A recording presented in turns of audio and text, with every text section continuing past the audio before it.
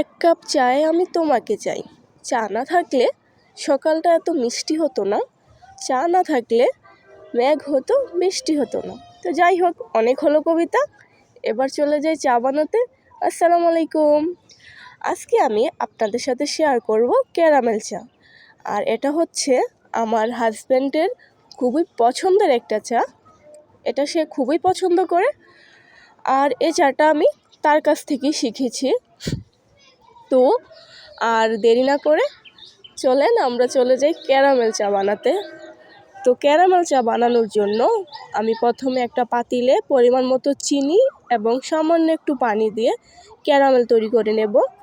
তো ক্যারামেল তৈরি করে নেওয়ার জন্য চুলার আঁচটা কিন্তু অবশ্যই কমিয়ে রাখতে হবে, কারণ চুলার আঁচ যদি বাড়িয়ে রাখা হয় তাহলে দেখা যাবে ক্যারামেলটা পুড়ে যাবে। আর ক্যারামেল যদি পুড়ে যায় তাহলে তো অবশ্যই চায়ের স্বাদ নষ্ট হয়ে যাবে, চা খেতে ভালো লাগবে না, ওটা তিতা হয়ে যাবে।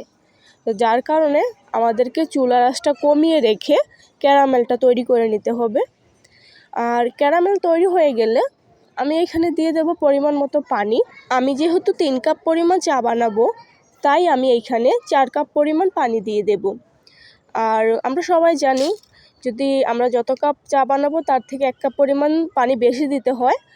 এটা হয়তো সবাই জানে, কারণ যখন চাটা ফুটে তখন ওই 1 কাপ পরিমাণ পানিটা আবার কমে যায়।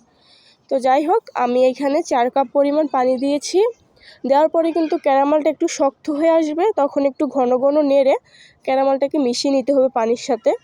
দেখেন আমার ক্যারামেলের কালারটা দেখেন, জাস্ট ওয়াও একটা কালার, পুড়েও যায়নি আবার ততটা হালকাও হয়নি, অনেক সুন্দর একটা কালার এসেছে।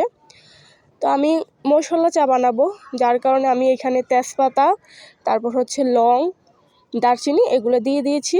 আর দিয়ে দিয়েছি সামান্য পরিমাণ চা পাতা বেশি দেইনি, কারণ হচ্ছে যেহেতু রং চা তাই অল্প চা পাতা দিয়েছি। তারপর আবার হচ্ছে ক্যারামেল চা, এমনিতে অনেক সুন্দর একটা কালার এসেছে। আমার কিন্তু চা বানানো অলরেডি হয়ে গেছে। আর আমি কিন্তু লবণ দিয়েছিলাম, হয়তো এটা স্কিপ হয়ে গেছে। তো আমার চা বানানো শেষে এবার আমি চা পরিবেশন করে নেব, যার কারণে আমি কাপে লেবু দিয়ে দিচ্ছি। লেবু দিলে কিন্তু খুবই ভালো লাগে চায়ের ফ্লেভারটা। তো এই তো আমার চা বানানো শেষ।